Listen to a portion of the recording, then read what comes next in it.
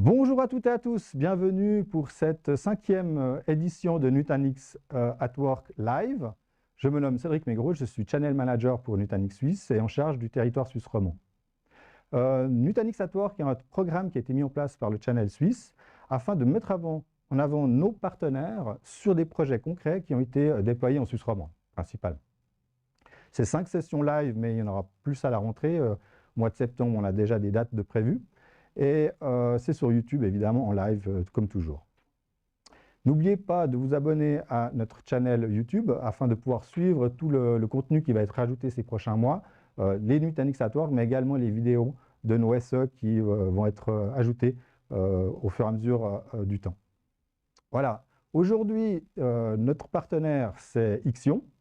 Ils travaillent avec nous depuis 2018. Ils ont déjà eu l'occasion de mettre en place la plateforme Nutanix chez un grand nombre de clients, et notamment chez ce client où ils ont fait évoluer, ils ont créé tout un voyage pour le client sur notre plateforme.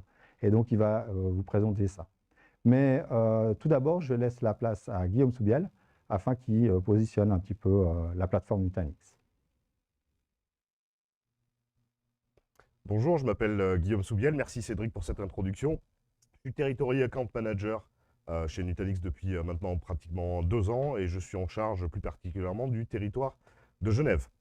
Avant de laisser la parole à Arnaud, qui pourra se présenter puis rentrer un petit peu dans le détail qui vous intéresse aujourd'hui, je vais parler 5 minutes pour positionner la plateforme Nutanix. Je vais faire un petit retour en arrière aujourd'hui sur un contexte digital qu'on connaît tous, tout le monde en parle, et sur quelques chiffres qui m'ont surpris dans une étude que j'ai lue assez récemment, et sur notamment le facteur d'accélération qu'il y a pu y avoir sur les projets digitaux et les besoins digitaux. J'ai retenu 2 chiffres qui vraiment étaient importants à mon sens. Toute la partie travail à distance, on a vu une accélération de 43 fois aujourd'hui sur ce genre de projet. La migration de certains workloads vers le cloud, on a vu une accélération de ces projets de 24 fois aussi en moyenne.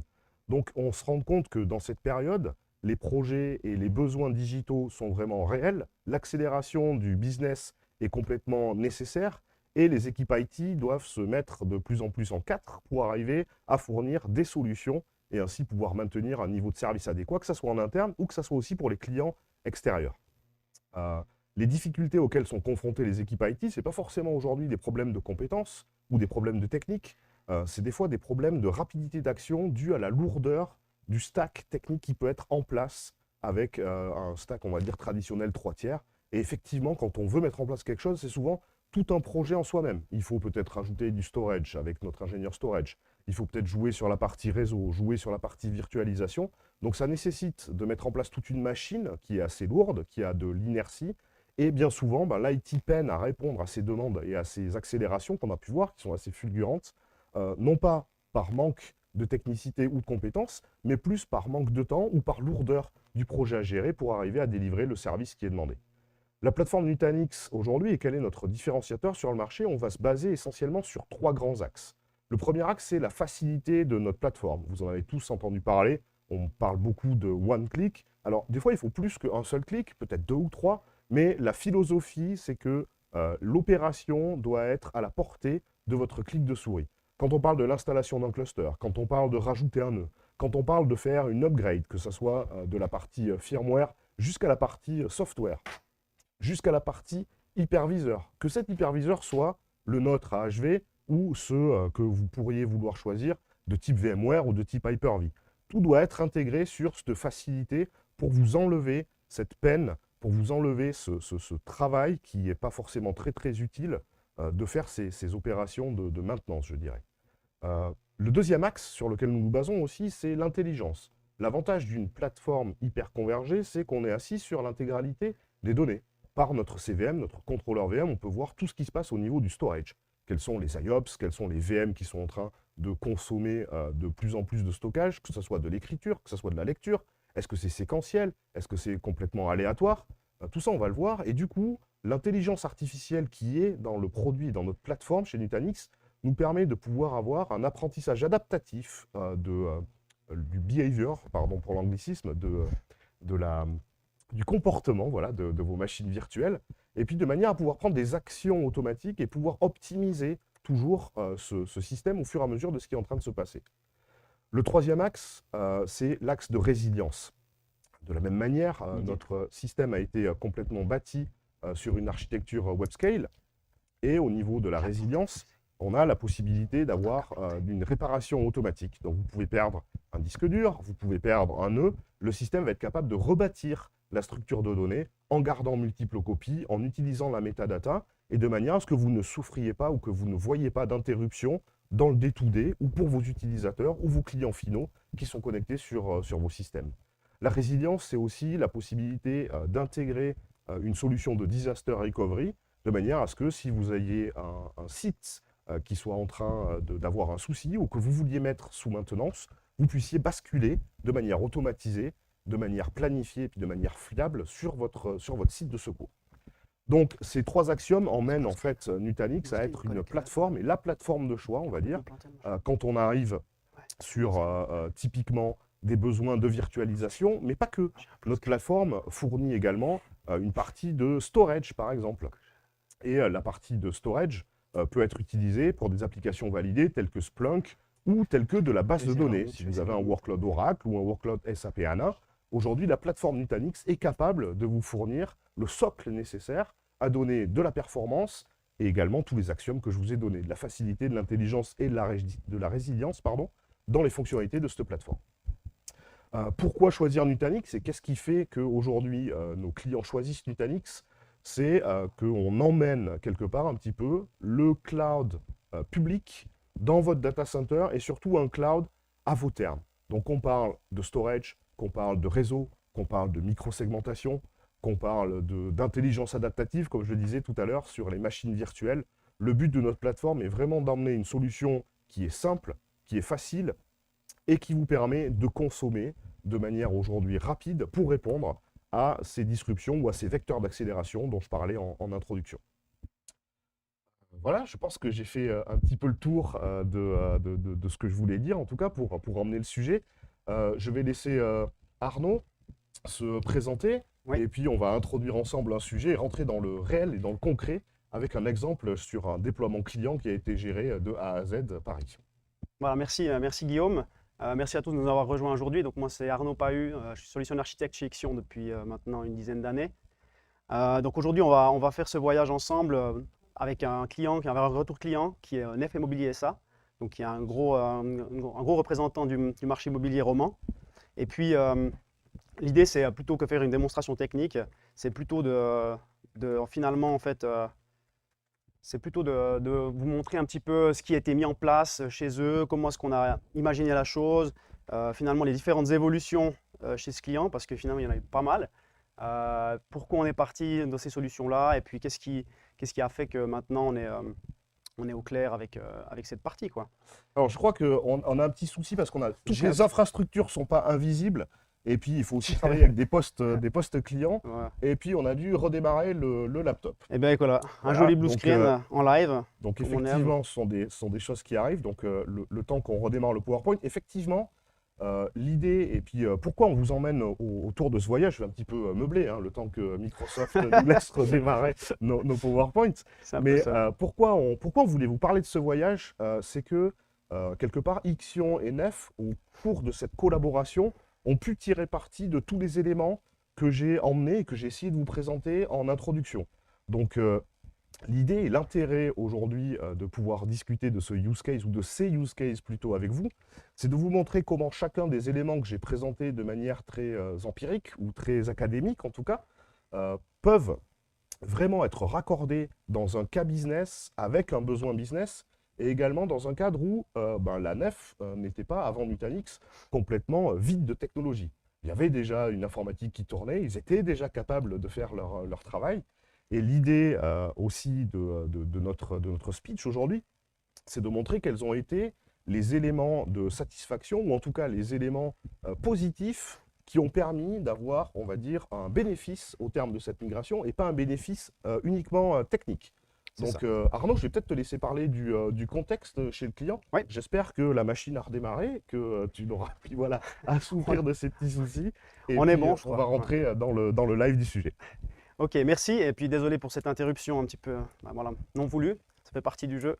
Donc ouais, effectivement, le client, peut-être 2-3 mots sur le client lui-même, quand même, qui est un joli représentant du marché immobilier. Donc du coup, Nef, c'est quand même 3000 immeubles, c'est surtout entre 350 et 400 collaborateurs, c'est 8 agences réparties sur la Suisse romande, et puis voilà, 2-3 chiffres qu'on a posés sur la présentation. Mais c'est surtout, en fait, à la base, en fait, il y avait une responsabilité partagée de son infrastructure, pardon. Donc son informatique était divisée en 2 partenaires. Donc nous, Ixion, on s'occupait de la partie, effectivement, infrastructure 3 tiers, tout ce qui était B2 stockage, on avait effectivement du VxRail. Et puis, tout ce qui était backup, voilà, infrastructure globale. Et puis, le deuxième partenaire s'occupait de la partie VDI, où là, on était sur du SimpliVity avec Citrix. Donc ça, c'était un petit peu pour segmenter un petit peu le positionnement des 2 partenaires. Et puis, finalement, est arrivé la partie VDI, revue VDI, où finalement le client avait déjà une infrastructure qui lui donnait satisfaction, hein. Il était assez content de son infrastructure, mais finalement, ce qui prenait du temps, surtout, c'était la partie upgrade. Donc les mises à jour étaient très, très compliquées, étaient très longues. Et puis surtout, lors du rachat de SimpliVity par HP, en fait là, il y avait un manque de visibilité. Ils avaient de la difficulté à avoir des informations sur l'évolutivité du produit, sur comment ça allait donner sur le futur.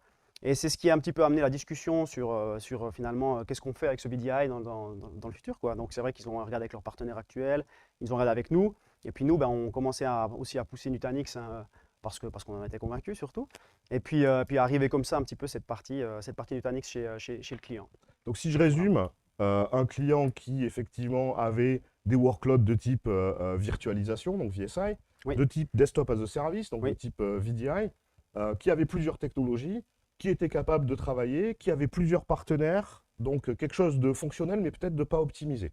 C'est ça. Comment vous avez avancé dans ce contexte, Arnaud? Alors écoute, ce qu'on va faire, c'est qu'on va poser on a fait une petite animation. Je vais juste la prendre parce que visiblement on était, voilà.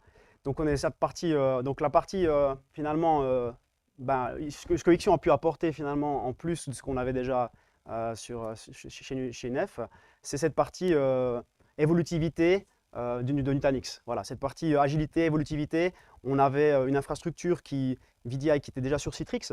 Donc Citrix, on sait que qu'elle est super imbriquée avec Nutanix, ça fonctionne très bien. Il y a eu déjà pas mal de projets mondiaux qui ont été faits avant entre Nutanix et Citrix. Donc ça, on a pu montrer la valeur ajoutée. Il y a eu un POC qui a été fait derrière aussi, donc on a pu apporter ça avec un POC, faire des tests, montrer qu'on avait une transition qui était possible finalement sans trop impacter l'utilisateur. Parce que finalement, le gros problème du VDI, le reste de l'infrastructure, c'est souvent pas trop un problème quand on n'impacte pas en direct, mais quand on touche au end-user, c'est souvent là où les problèmes arrivent. On l'a vu tout à l'heure, hein, quand on a un problème sur un laptop, on voit directement qu'on est vite gêné. Le VDI, j'imagine, c'est la même chose. Une mise à jour qui ne se passe pas bien, ça peut être 300 utilisateurs qui n'ont plus accès à leur desktop. C'est ça. Et un business qui s'arrête de fonctionner tant que c'est pas remonté, ça ne fonctionne pas. C'est ça. Donc en fait, pour lui, le client, il y avait vraiment ces 2 phases. C'était que pour le end-user, ce soit le plus transparent possible. Et puis qu'on ait aussi une performance qui était équivalente, voire meilleure à ce qu'il y avait actuellement. Voilà. Donc finalement, on est arrivé sur la première étape de ce voyage avec Nutanix, en fait, avec un cluster de 6 nœuds pour le VDI sur du matériel Lenovo. Et puis, finalement, on a mis en place cette partie. Je reviendrai peut-être plus en détail après, mais finalement, on a fait une migration qui était transparente pour l'utilisateur, parce que finalement, on a utilisé Citrix aussi au niveau de la technologie pour la virtualisation du poste de travail. Donc pour eux, c'était transparent. Il n'y a aucune différence. Si je me rappelle bien, l'intégration avec Citrix est relativement bien poussée. Tu parles de l'hyperviseur AHV, donc qui est l'hyperviseur intégré de Nutanix. Et je ne suis pas le meilleur des techniciens, mais si je me rappelle bien, directement depuis Citrix, on arrive à avoir un nouveau cluster Nutanix comme un nouveau pool de déploiement. Donc au final, la migration s'est faite plus au niveau Citrix qu'au niveau infrastructure. C'est pour ça que tu parles de transparence. C'est ça, effectivement. En fait, finalement, la bascule était assez simple quand on utilise des mêmes technologies finalement de virtualisation à haut niveau, hein, finalement sur la dernière couche. Nutanix dessous, effectivement, pour l'utilisateur, c'est transparent. Lui, finalement, il veut que ça marche. Mais c'est vrai que le fait d'avoir ça, puis de pouvoir utiliser Citrix aussi, a permis finalement une transition assez rapide pour tous les utilisateurs. En fait, hein. C'était marrant, on a fait un petit peu un pool au début de quelques utilisateurs pour tester, puis finalement on a passé tout le monde d'un coup alors qu'on avait plutôt segmenté en plusieurs étapes. Prévu de phaser. Et puis effectivement à la fin. Je retiens pour plus tard, la prochaine fois qu'un client me parle de Citrix, je lui dirais que c'est facile de migrer sur du Nutanix. C'est parce que tu avais bien monté avant aussi. Ok, alors ça c'était un peu la première étape. On y reviendra après un peu plus en détail. La deuxième étape, c'était pour le client, c'était finalement, on est arrivé sur une partie qui était déjà gérée par nous, où on arrivait à un moment où il y a eu une grosse évolution. Et puis, on est arrivé à un moment où le stockage finalement global pour les nouvelles machines, on n'arrivait plus à en créer de nouvelles, c'était vraiment arrivé à saturation. Mhm. On a été un petit peu pris de court avec le client. Et puis, est arrivé ce savoir, enfin, ce qu'on voulait faire un petit peu avec les technos. On avait un peu du VxRail qui était plein, et puis on arrivait avec un SAN qui était en fin de vie. Alors, on avait soit la possibilité d'étendre le VxRail, soit se dire, ben, est-ce qu'on n'utiliserait pas la facilité de Nutanix pour créer des nœuds hybrides? Donc, vraiment d'avoir cette partie SSD finalement avec le VDI, puis rajouter des nœuds un peu plus capacitifs Mhm. pour pouvoir jouer là-dessus et puis pour accueillir quelques VM afin de soulager l'existant. Et c'est ce qui a été retenu au final parce que le client finalement il était convaincu de Nutanix par rapport au VDI, il avait vraiment eu une bonne surprise. Et puis on a créé finalement, on a rajouté 2 nœuds capacitifs sur le cluster VDI afin de surtout soulager un petit peu l'existant. Voilà, le but c'était vraiment de soulager l'existant. Donc on a utilisé pour ça, c'était assez transparent aussi en termes de migration de machines. On est passé d'un environnement VMware à un environnement AHV. Grâce à Nutanix Move, qui est l'outil pour faire basculer les machines. Donc là, ça s'est aussi rapidement passé, très bien passé. On a pu vraiment faire ça en quelques jours. Et puis donner satisfaction au client, puis pouvoir un petit peu ensuite réfléchir à ce qu'on allait faire pour la suite. Voilà, Donc si je résume et si je comprends bien, donc vous aviez un cluster qui était full flash pour du VDI, Ouais. besoin de soulager un petit peu cette partie serveur. Vous avez rajouté des nœuds hybrides en termes de stockage avec des disques rotatifs Oui. dans le cluster Nutanix. Oui. C'est un peu ce que j'expliquais tout à l'heure, cette simplicité one click, peut-être 2 ou 3 clics, mais en tout cas Ouais, c'est vrai, une extension du il y a cluster pas de qui s'est faite. Et la possibilité après d'avoir toujours la performance full flash pour les utilisateurs VDI, de pouvoir utiliser le côté capacitif pour les machines virtuelles qui ont besoin de moins d'IOPS, on va dire. Et tout ça sur un même cluster avec un outil qui a simplifié la migration depuis un hyperviseur VMware vers un hyperviseur AHV. C'est ça, exactement. Et puis, suite à ça, finalement, on avait cette étape-là. On a pu vivre comme ça un moment, réfléchir un petit peu à ce qu'on allait faire, sachant qu'on avait aussi le SAN finalement 3 tiers avec l'infrastructure qui arrivait en bout de course, qui avait 5 ans et puis qu'il fallait gentiment le renouveler. Là aussi, on a de nouveau mené un petit peu une réflexion avec le client. Qu'est-ce qu'on fait, où on va, voyant que ça marchait bien avec cette partie, mais que on aimerait quand même, le client voulait quand même garder cette autonomie du VDI et puis essayer de se dire, on va créer un cluster plutôt pour le VSI, vraiment essayer de dédier ça. C'est finalement ce qu'on a pu faire, c'est ce qu'on s'est dit, c'est qu'on allait créer un cluster pour le VSI. Mais le client, lui, il n'avait pas non plus envie de racheter aux 3 ou 4 serveurs pour recréer un cluster complet, parce que voilà, c'était une question de coût aussi. Et l'idée qu'on en avait, c'était de se dire, ces 2 nœuds qu'on a rajoutés là, qu'est-ce qu'on peut en faire pour que derrière, on arrive à limiter le coût d'investissement d'un nouveau cluster. Et puis arriver finalement de se dire, ok, on a ces 2 nœuds-là, on peut en racheter 2, on en fait un, et puis ça nous fait un nouveau cluster VSI. Voilà, c'était un peu ça l'histoire. Maintenant, on s'est dit, mais l'étape, c'est comment on en fait la transition. Parce que c'est bien beau d'avoir ça, mais derrière les machines, il faut bien que derrière, qu'on puisse les déplacer pour reprendre ces nœuds. Parce qu'il n'y avait pas la place en enlevant ces nœuds, on ne pouvait pas conserver ça comme ça. Et arrivé, donc finalement, on a pressé Nutanix pour qu'il nous prête un cluster. Ils nous ont mis gracieusement un cluster en prêt pour qu'on puisse faire cette transition et puis utiliser en fait Alors à l'époque, on utilisait la réplication à Data Protection, la partie réplication de Nutanix pour pouvoir en fait déplacer ces machines sur un cluster temporaire et puis faire finalement la même étape derrière de réplication sur le nouveau cluster. Donc l'idée, c'était vraiment de dire, on prend ces machines, on déplace ça sur le cluster de près, on récupère ces 2 nœuds et puis on recrée un nouveau cluster 4 nœuds avec ça et puis on reprend ces machines, on les finalement réplique sur le nouveau cluster. Voilà. Donc maintenant, on serait bien plus à l'aise en plus avec les nouvelles technos de Nutanix ou AHV avec le Live Migration. On pourrait faire ça même sans réplication. À l'époque, ça n'était pas encore le cas, mais voilà. On a quand même pu trouver une solution et puis que ça soit évolutif, facile et puis rapide aussi. Voilà. Donc je dirais, vous avez utilisé le 3e point dont je parle en introduction, le point de résilience, qui permet effectivement de pouvoir faire du disaster recovery. Là, dans ce cas, ça a été plus de la réplication et puis de la bascule d'un cluster à un autre. C'est ça. Mais si on était également dans un cadre où il fallait changer de site ou faire une bascule, ça serait totalement comparable. Oui, aujourd'hui, effectivement, une facilité qui permet aussi de pouvoir migrer sur un cluster et d'arriver à une situation où vous avez très rapidement pu mettre un premier cluster, le faire grandir de manière hybride, détacher ces nœuds et créer un deuxième cluster à côté avec un processus de migration sur un troisième cluster qui est arrivé un petit peu pour faciliter la chose. Voilà, exactement. Vraiment, alors, cette transition qui nous a vraiment permis de réaliser ce qu'on avait besoin là, sans faire un investissement, de plus d'investissement que nécessaire en fait. Voilà. Ouais. Et puis finalement, donc arrivé ces deux, voilà, on est sur les deux, le cluster finalement définitif.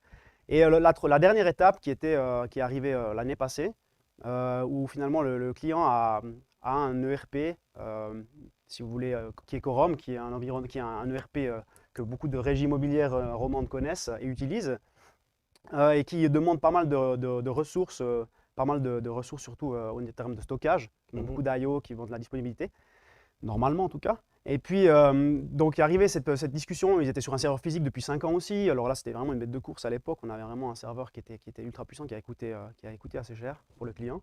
Mais voilà, ils voulaient garantir cette performance à ses utilisateurs. Ils ne voulaient pas qu'il y ait de problématiques là-dessus. Donc, l'ERP, finalement, pour l'éditeur de l'ERP, lui, c'était serveur physique. Voilà, on était là-dessus. Donc, nous, on est quand même arrivé là 5 ans plus tard, avec toute la virtualisation qui arrive maintenant, toute la souplesse de la virtualisation. On est arrivé sur ce choix un petit peu, est-ce qu'on peut essayer de faire cette virtualisation, est-ce qu'on ne peut pas? Nous, chez Ixion, on avait déjà fait ça pour d'autres clients où on avait virtualisé cet ERP et puis ça avait donné satisfaction. Mais voilà, chez Nef, ils ont des spécificités, ils ont tout développé, un écosystème autour de cet applicatif et il y avait un petit peu une peur quand même par rapport à ça. Et puis en discutant un petit peu avec le client, on est arrivé sur cette nouvelle technologie qui est NVMe, qui permettait effectivement des performances théoriques assez impressionnantes. Et puis, lui a été séduit par cette idée. Donc, on a regardé comment est-ce qu'on pouvait faire. Et puis, finalement, en discutant, on a regardé, on s'est dit, on va refaire une sorte d'hybride avec le cluster VDI. On va rajouter un nœud NVMe à ce cluster VDI. On va l'intégrer. Et puis, finalement, pour cette VM Corom, ce nœud sera dédié à cette VM Corom. Voilà. Donc on va virtualiser cette VM, on va lui faire bénéficier de toute la force de la virtualisation finalement, hein, qu'on puisse la déplacer à chaud, qu'on puisse les backups, la restauration, c'est une question de sécurité parce que par rapport au serveur physique, il faut toujours prévoir d'autres choses par rapport à un serveur physique si on doit restaurer derrière, etc. Et arriver un petit peu l'histoire de Corom là-dessus. Alors il y a eu une grande histoire quand même finalement là-dedans, on y reviendra peut-être après, mais sur le dernier slide. Mais voilà, c'est un petit peu toute cette partie de voyage au niveau global qui a fait que maintenant on est sur 2 clusters avec un peu d'imbrication et puis de souplesse et puis d'agilité. Exactement. Et effectivement, hein, la partie Corom, ça rejoint aussi des questions que tout le monde se pose. Aujourd'hui, une application qui doit tourner sur un serveur physique, il n'y a pas de souci en termes de perf, en termes de requirement, on arrive à délivrer des choses qui sont assez fantastiques. Pourquoi il n'y a pas de virtualisation? On accède directement sur les bus, donc que ce soit pour aller faire des écritures, il n'y a pas plus rapide. Hein, on sort du CPU et puis hop, on passe par un bus pour aller sur un disque dur.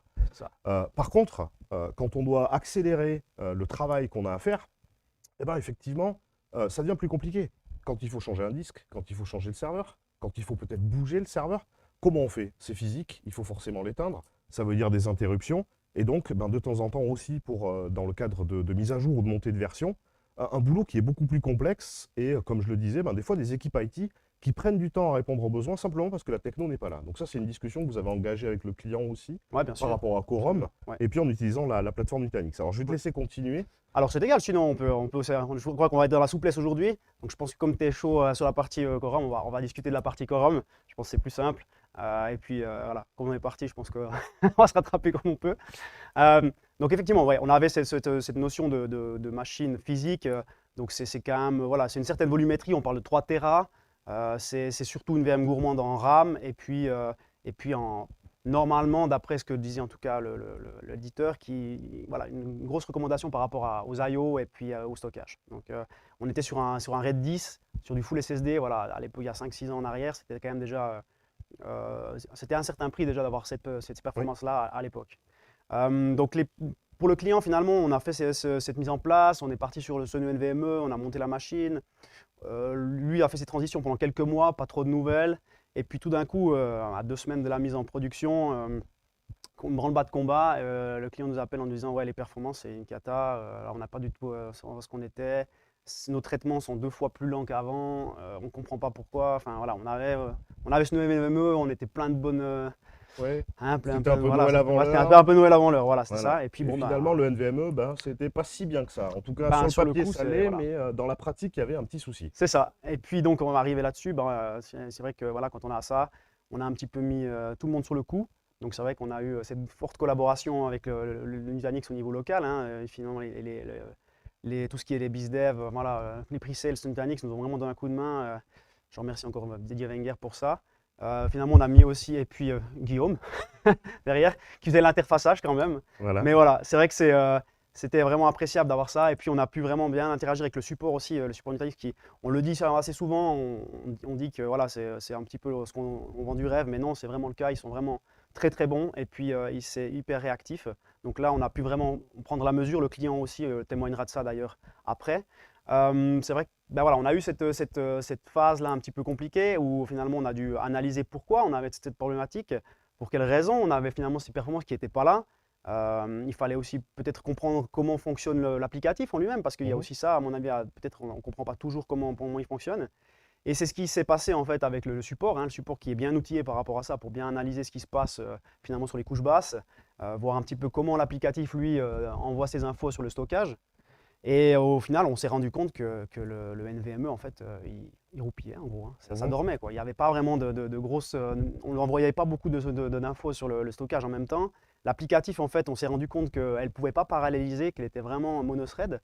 Et du coup, on ne pouvait pas bénéficier réellement des avantages de ce NVMe, quoi. Voilà. Donc ça, c'était une partie. Et puis après, ça c'est bien beau. Mais qu'est-ce qu'on fait quand le client il dit, ouais, ok, d'accord, mais maintenant on fait quoi? Donc là, derrière, de nouveau, on a un petit peu les recherches, on a regardé un petit peu dans quelles versions on était en termes de versionning au niveau AOS, AHV. On s'est dit qu'est-ce qu'on pourrait améliorer. Et puis le support a donné 2-3 indications aussi. Les prix CLC6, on regardé un petit peu dans le versionning, qu'est-ce qu'on pouvait proposer comme amélioration. Et surtout, qu'est-ce qu'on pouvait faire pour finalement reprendre ce qu'on avait avant avec ce RAID 10 physique pour essayer de le transposer un petit peu sur la partie virtuelle. Alors, ce qu'on a fait, c'est qu'on a effectivement mis le cluster à jour en dernière version. On a profité de créer un nouveau container en soi sur le stockage pour pouvoir désactiver la dedupe, puisqu'on n'est que sur du transactionnel avec les bases de données, ce n'était pas forcément très bon. Et puis surtout, ce qu'on a fait, c'est qu'on a en fait splitté la volumétrie des disques en plusieurs petits disques au niveau virtuel, qu'on a monté dans Windows puis qu'on a stripé. Voilà, pour revenir un petit peu à une équivalence du RAID d'avant, pour essayer d'avoir des performances un peu équivalentes, quoi. Alors c'est bien, c'est un parfait exemple parce que c'est le point qui manquait dans les 3 points. J'avais parlé du facile, on a parlé du résilient aussi, le point intelligent. Et c'est là où, quelque part aussi, une plateforme et puis des équipes techniques, une collaboration entre Ixion, entre les gens de Nutanix, nous ont permis, en étant, comme je le disais, assis sur toute la donnée, de voir qu'est-ce qui se passait, comment elle marche, cette application.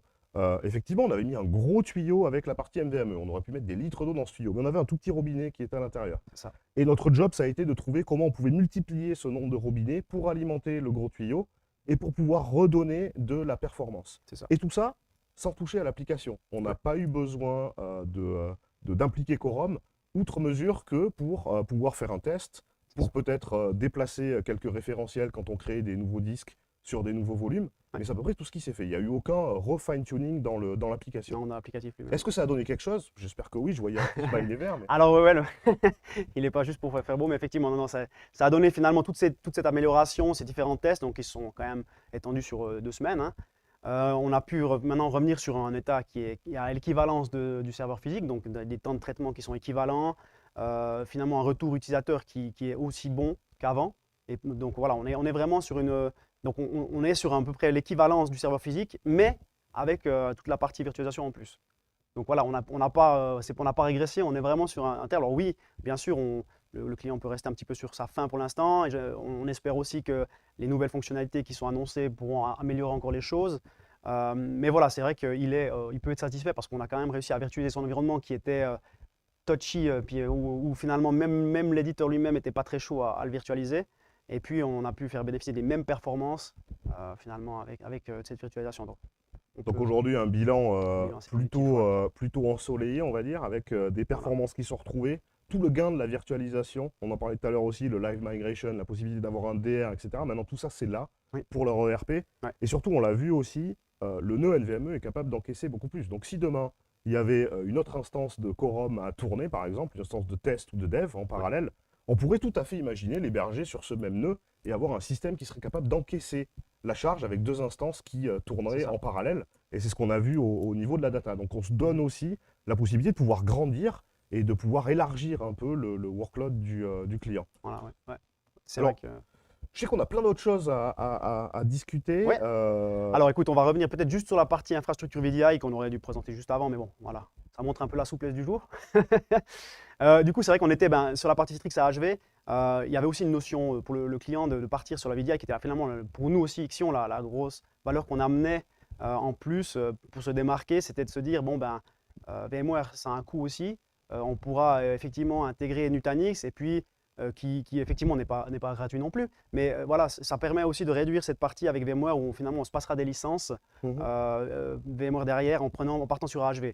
Le use case du VDI, c'est pour moi assez parlant parce que ça touche quand même pas l'infrastructure serveur où souvent il y a plus de complexité parce qu'il y a un éditeur qui n'est pas d'accord ou c'est pas forcément supporté sur AHV ou on a des appliances qui ne sont pas toujours 100% supportées. Oui, voilà. Finalement, le VDI, ça reste quand même, alors oui, c'est end user, mais ça reste un use case assez simple à tester et puis à mettre en place sous AHV.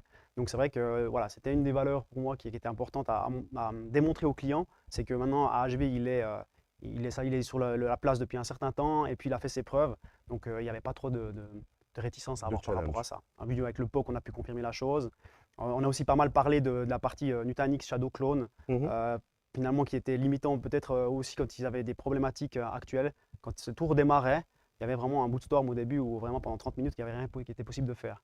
Maintenant, c'est vrai que Nutanix avec le Shadow Clone, ça permet d'adresser cette partie et puis de limiter drastiquement en fait ce bootstorm. Voilà. Donc ça, c'était aussi une valeur ajoutée pour le client d'avoir cette nouveauté par rapport à ce qu'il avait avant. Et puis on a parlé des utilisateurs, la migration, on a fait une migration Windows 7 à Windows 7 pour finalement limiter aussi l'impact. Ouais. On ne s'est pas lancé dans un Windows 10 directement. On a d'abord dit on fait du 7 à 7 et puis après on attaquera avec le Windows 10, histoire de ne pas non plus tout changer en même temps et puis que finalement les utilisateurs fassent un peu un mélange dans tout ce qui se passe. Voilà, d'accord, donc une migration de la plateforme technique et puis maintenant c'est le support idéal pour la migration à Windows 10. Alors c'est exactement ça, ils sont en cours et puis donc ça va suivre aussi. Probablement qu'ils vont faire un peu évoluer encore leur cluster VDI avec d'autres fonctionnalités comme la microseg et puis sûrement peut-être rajouter quelques nœuds pour encaisser Windows 10 qui est peut-être un peu plus gourmand que l'était Windows 7. Voilà. Donc la partie infrastructure BSI, donc c'était vraiment les 4 nœuds qu'on a pu remodeler, ce nouveau cluster qu'on a pu monter. Donc comme on l'a dit, on avait ces 2 choix possibles, soit avec X-Ray, soit refaire finalement, ça c'était le début, faire un Nutanix hybride. Finalement, on a choisi à partir, on a séparé nos deux clusters. On a utilisé aussi AHV parce que finalement le client lui avait été assez convaincu par rapport à la partie VDI. Il s'est dit bon finalement on a regardé un petit peu toutes les VM qu'il avait, les différentes problématiques que pouvait y avoir avec certaines appliances, etc. On a validé qu'on pouvait passer, que c'était fonctionnel. On a fait des tests, même si c'était pas forcément 100% supporté, on a testé quand même pour voir que ça rendait bien que ça rendait bien de l'autre côté, que c'était up and running. Et puis finalement ça s'est passé assez simplement aussi. On a migré toute la partie qui était sur le SAN en fait, qui représentait quand même pas loin de 30 Tera. Tout est passé sur le Nutanix en fait, le cluster VSI. Et voilà, finalement le client a pu le faire aussi lui-même. Donc c'est avec des simples avec Nutanix Move qui est très simple d'utilisation. Il a pu faire ses migrations par lui-même sans qu'on ait forcément à venir l'aider derrière à chaque fois. Voilà. Ouais, alors parfait. Effectivement, le AHV qui est l'hyperviseur qui est inclus dans les licences Nutanix, donc qui peut être utilisé. Aujourd'hui, je crois que dans les derniers chiffres que je lisais, le taux d'adoption chez nos clients, on est à 52% des clients Nutanix qui utilisent AHV aujourd'hui. J'aurais même dit plus. Bientôt. On compte sur ouais. Alors voilà, c'est un petit peu pour l'histoire. Donc c'est un petit peu le process qui s'est passé avec les différentes étapes. On arrive au bout de finalement cette démonstration. Bon, je passe les slides parce que je les ai mis un petit peu dans un autre ordre du coup. Voilà, donc finalement maintenant, peut-être parler un petit peu des prochaines étapes finalement, parce que là on parle vraiment de l'hyperconvergence aussi, on se centre beaucoup là-dessus. Mais Nutanix, j'aime bien dire que c'est pas que ça. C'est la base en règle générale pour rentrer un petit peu chez les clients. Mais après, il y a d'autres choses, notamment la partie filer qui fonctionne de la même façon qu'un cluster standard avec plusieurs machines qui discutent ensemble et puis qui permettent de garantir de la haute disponibilité, qui permettent aussi finalement faire. Il y a une petite VM qui vient avec, qui est fournie par Nutanix, qui s'appelle File Analytics, qui permet vraiment de l'analyse des données, savoir ce qui se passe sur votre filer, d'avoir des alertes en fonction de ce qui se passe, en fonction peut-être de ransomware ou d'attaque ou de données exfiltrées, etc. Et puis le client, lui, a déjà un applicatif qui s'appelle Netbricks, qui permet d'analyser un petit peu de ce qui se passe dans l'infrastructure. Et il faut savoir que le filer Nutanix, lui, est compatible avec ce système. Donc voilà, lui, le client, lui, il est assez convaincu, il l'a mis en test chez lui maintenant, le filer. Donc ce sera la prochaine étape qui va se passer, ce sera la migration du service de fichiers. Il faut savoir qu'il a quand même plus qu'une dizaine de machines qui potentiellement fait du fichier. Donc voilà, quand on a tout ça, il faut aller taper à gauche, à droite. Il n'y a pas forcément de résilience. En cas de panne d'un serveur, il faut tout restaurer. Donc un serveur qui vous fait 2 Tera, s'il faut le restaurer, ça prend énormément de temps.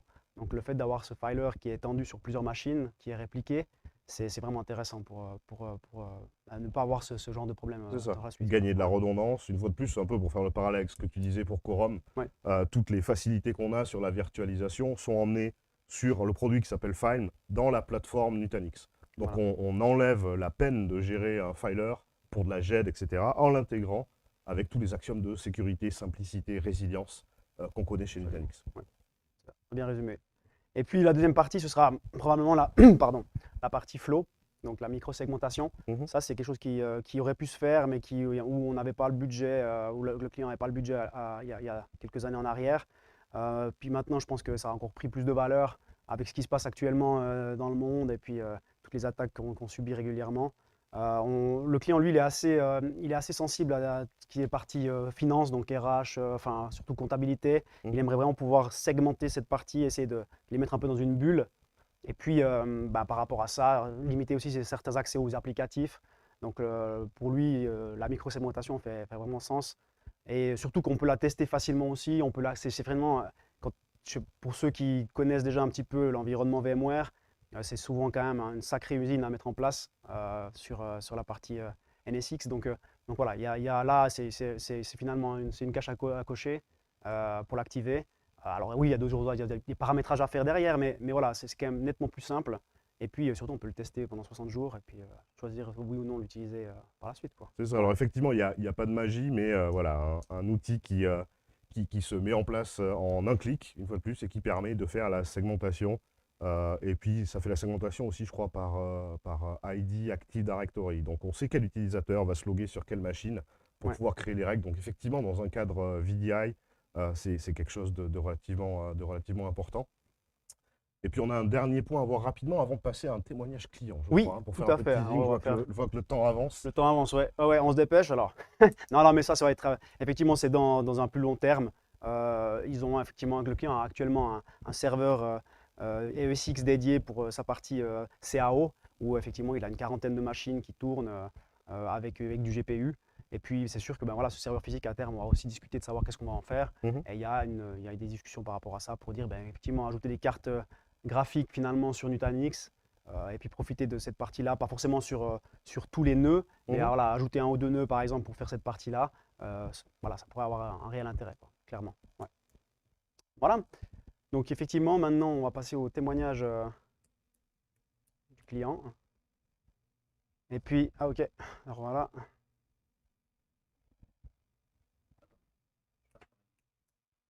On va passer sur la vidéo. Vu le petit problème qu'on a eu, on va adapter.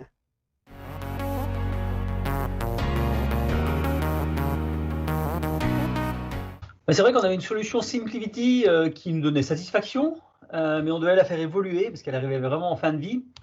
Et puis le problème, c'est que la technologie SimpliVity a été rachetée et les perspectives d'évolution étaient assez floues. Les mises à jour étaient complexes. Je dirais même au niveau commercial, ce n'était pas évident d'avoir des réponses sur le futur de cette solution. Et puis, on avait entendu parler de Nutanix. C'était aussi une solution qui mettait en avant. Et souvent, ce qui revenait, c'était la simplicité d'utilisation par rapport à cette technologie. Par contre, je dirais, il y avait un des points aussi qui était très important pour nous, c'est notamment pour les environnements VDI, c'est les performances. C'est vraiment un critère prépondérant. On ne peut pas se permettre d'avoir la moindre latence, parce que sinon, c'est tout de suite ressenti de manière très importante pour les collaborateurs. C'est pour ça qu'on est parti en fait sur un POC, Proof of Concept, pour valider un petit peu tout ça et vérifier que les performances étaient bien présentes. Et puis, au final, bah, ça s'est avéré très positif. Et puis, au niveau de la gestion de l'infrastructure, c'était vraiment hyper simple. Toutes les personnes bah, voilà, qui devaient manipuler cette infra étaient hyper contents.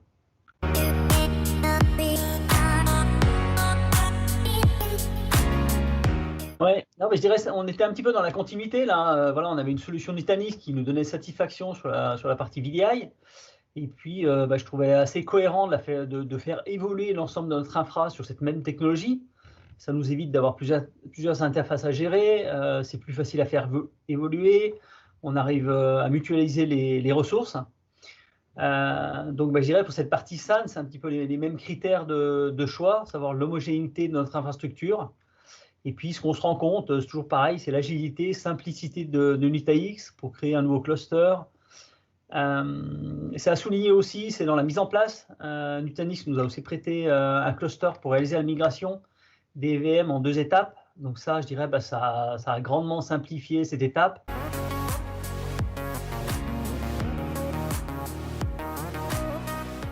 Bah, non, pour nous, ce qui a été très intéressant, bah, c'est que Nutanix justement a pu nous prêter un cluster pour réaliser la migration des VM, on va dire, en 2 phases. Donc ça nous a vraiment sécurisé par rapport à la migration qu'on devait faire. Et puis, ce qui nous a plu aussi, c'est les fonctionnalités qu'on peut activer aussi au niveau de Nutanix, notamment le filer Nutanix et la micro-segmentation. Alors à l'époque, c'est vrai qu'on n'avait pas les budgets et le temps, on va dire, pour tester tout cela, parce que bah, voilà, il fallait qu'on migre, qu'on arrivait vraiment en end of life par rapport à l'ancienne infra. Mais aujourd'hui, bah, voilà, on a pu tester notamment le filer Nutanix, et puis on va aller de l'avant. Ça apporte une très grande souplesse, on va dire, dans la gestion, et puis aussi des nouvelles fonctionnalités pour les utilisateurs. Typiquement, aujourd'hui, ils peuvent récupérer une ancienne version d'un document Word en un clic, sans que nous ayons rien à faire au niveau du support, et ça, c'est assez top. Pour la partie micro-segmentation, c'est vraiment une fonctionnalité qu'on veut tester, et puis je pense qu'on va arriver à mettre en place. Notamment voilà, pour des aspects sécuritaires. On sait qu'il y a pas mal de ransomware, et puis bah, voilà, si on veut brider un peu l'impact, on touche du bois d'un ransomware, c'est vrai qu'il faut qu'on cloisonne un petit peu tout ça au niveau de la gestion des fichiers, quoi.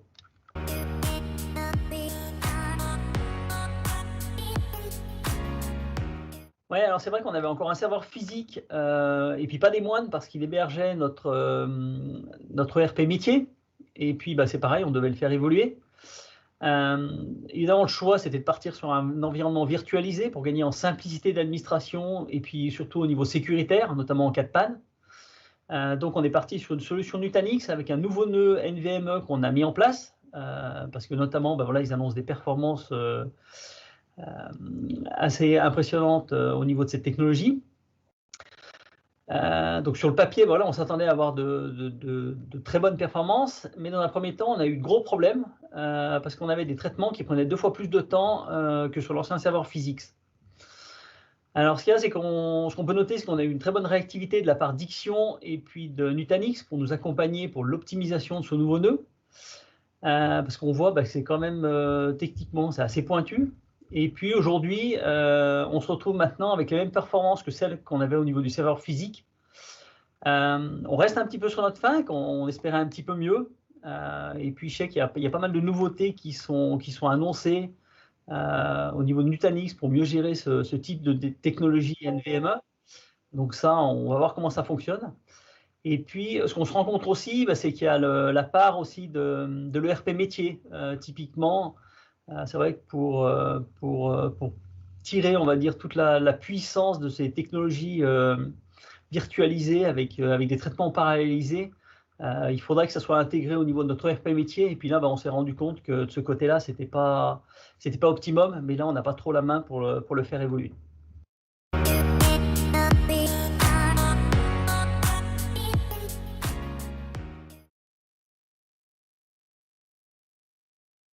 Ok, j'espère que la vidéo a été convaincante. En tout cas, sur son retour, merci à Christophe Vibolet pour ce témoignage très précis aussi sur les différents points qu'on a discutés aujourd'hui. Effectivement, un grand merci, Monsieur Bibollet. C'était un plaisir de vous entendre parler de ce projet. Et puis, je pense que ça complète aussi voilà, grandement, avec beaucoup plus de valeur, tout ce qu'on a pu essayer de vous présenter au travers des slides. Dans tout projet, il y a une grande valeur, c'est l'accompagnement. Et c'est pour ça aussi que ben voilà, le choix du partenaire est stratégique, typiquement, et peut-être encore plus quand on parle de VI, quand on parle de RP, de choses sensibles. Je vais laisser Arnaud parler un petit peu plus de Ixion, voilà, et Merci, de non, sa mais valeur dans tu parles l'accompagnement. déjà bien, mais non, mais alors écoutez, je pense que voilà, c'est la grande valeur, effectivement, c'est cette valeur ajoutée qu'on peut apporter aux clients sur différents aspects qu'on a pu échanger aujourd'hui. Voilà, chez Ixion, on a différentes équipes hein, qui finalement forment Ixion. On a une équipe Professional Services dont je fais partie pour la partie projet. On a une équipe Managed Services pour tout ce qui est derrière opérationnel. On a finalement des équipes techniques aussi, une partie sécurité réseau, on a partie solution de cloud. Voilà, on a une équipe globale qui permet de répondre finalement à un ensemble d'infrastructures et puis qui permettent finalement sur certains points d'être assez précis, assez pointus sur les demandes aux problématiques clients, quoi. Et puis par rapport à Nutanix, finalement maintenant ça fait effectivement, comme l'a dit Cédric, depuis je crois 2018 qu'on travaille avec vous. On a finalement bientôt facilement 3-4 ans d'expérience derrière et puis on a eu la chance, l'opportunité de mettre Nutanix chez plusieurs clients déjà. Et puis voilà, on peut faire partager notre expérience sur ces mises en place, quoi. Ouais, c'est parfait. Merci, Voilà. merci beaucoup Arnaud, merci d'avoir précisé ça. Je vais repasser la parole à Cédric qui va emmener voilà, un petit peu de fun avec un petit concours suite à notre Nutanix at Work. Voilà, ben merci Arnaud et puis Guillaume pour ce voyage auprès d'un client concret de la Suisse romande. Nous allons passer au petit concours. Donc, c'est comme chaque fois une enceinte Bluetooth de bonne facture et étanche qui, qui vous permettra de passer un bon été. Donc, la question du jour, c'est quels sont les cas d'usage qui ont été adressés pendant ce voyage pour l'entreprise NEF. Donc, vous pouvez envoyer à l'adresse email qui est juste là en dessus. N'hésitez pas pour gagner ce petit concours. Et voilà. Et puis, nous arrivons donc à terme de cette 5e session de Nutanix at Work. Arnaud, Guillaume, également Didier Wenger, mais aussi toute l'équipe de Ixion Service qui a collaboré en fait à la promotion de cet événement. Voilà. Nous allons vous libérer, mais n'oubliez pas, inscrivez-vous, abonnez-vous à notre channel YouTube. Il va y avoir d'autres sessions à la rentrée, hein. On est en train de préparer le programme, donc n'hésitez pas à vous inscrire aux prochaines sessions. Et puis, à tout bientôt, merci. Je vous laisse peut-être dire au revoir. Merci à tous d'avoir suivi avec attention jusqu'à maintenant, malgré les quelques petits soucis qu'on a eu au démarrage. Ouais, il n'y a pas eu de problème. C'est parfait, merci à tous. Et Tout a été voilà, transparent. pour paraphraser Cédric, un Nutanix at Work de bonne facture. Merci à tous pour votre participation. Bye À bientôt. bye. Merci.